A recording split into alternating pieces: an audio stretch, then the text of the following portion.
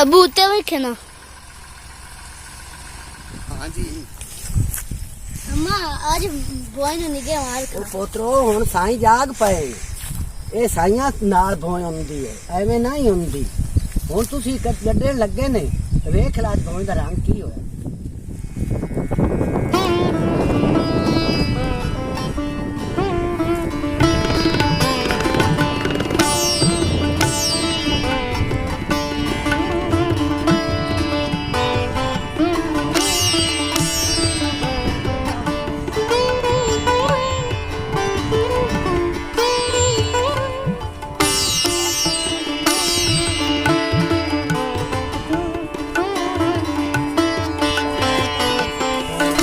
अगले दिन भी मैं आई आपको मैनू रोमन आ गया। अज मेरी भोए अयो दी बनी हवाई होई पई, आज सोहनी बनी पई।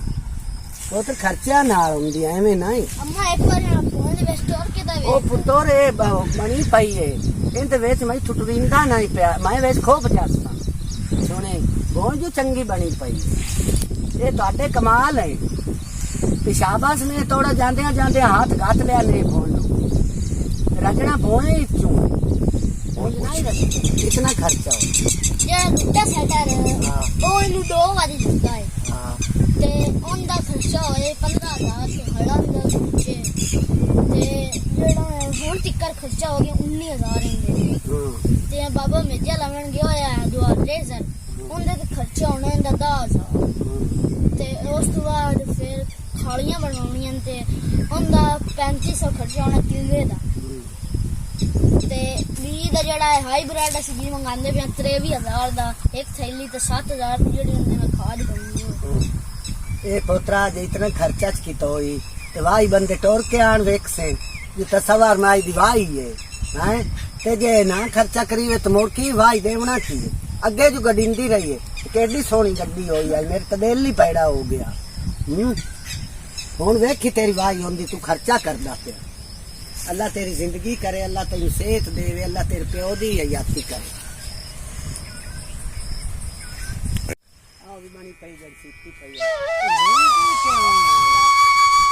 उन्होंने आख्या है भाई जियो दी तो लईए ते रुपये भरे नहीं। है मां इनकी खालियां किवें निकल ओ पोतरो आई ना आई लम्बे रोख नहीं निकलनी है, छोटे रोख निकलनी है खाली के लम्बे रोख कटसनी जो तू पानी में लम्बे चावना हैं ए भी नहीं पता नहीं। अबू कटा मैं उस खाली जाना ते हाँ ते ओ तो मोड़ काढ़ लई से ते ओनी सोहना काम होया पिया। अल्लाह तेरी हयाती करे, अल्लाह सुख देवी, अल्लाह तेरे प्यो दी हयाती करे ते ए बड़ी होसी तू वेखी अबू सोहनी भौं बनी पई। अबू दे प्यांदा मशीन ते जप्पे लगा ली है मैं तकना सकते और दुनिया आंदी ये मशीन चंगा लेंदी चुके तो मशीन तू ला वाला ओना भी पुत्र मेहनत लेनी है ते सवानियां भी मेहनत लेनी मेहनत ते खर्चे करने हैं। क्यों की रखा भूमि उत्ते खर्चे पुत्र होंदे मेहनत आउंदियां साईं जिंदे होवे तो भूमि दे विच ता बंदा पैदा पे हुंदा। हां बड़ी कार आई बंदियां नु, हुण तो बंदियां नु कार भी पोतरा कोई नहीं। हुण तो रुपया की खेड है, रुपये भरो त्यार गडात पास 8 बजे पानी और काई खेचा नहीं बंदिया ना काई सवानियां नु काम है ना को बंदियां नु काम।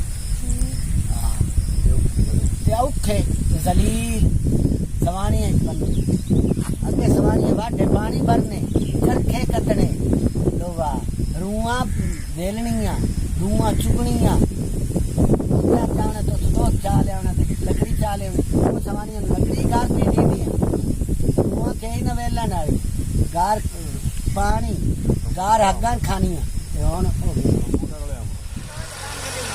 नहीं पता पीछे भाग जाओ।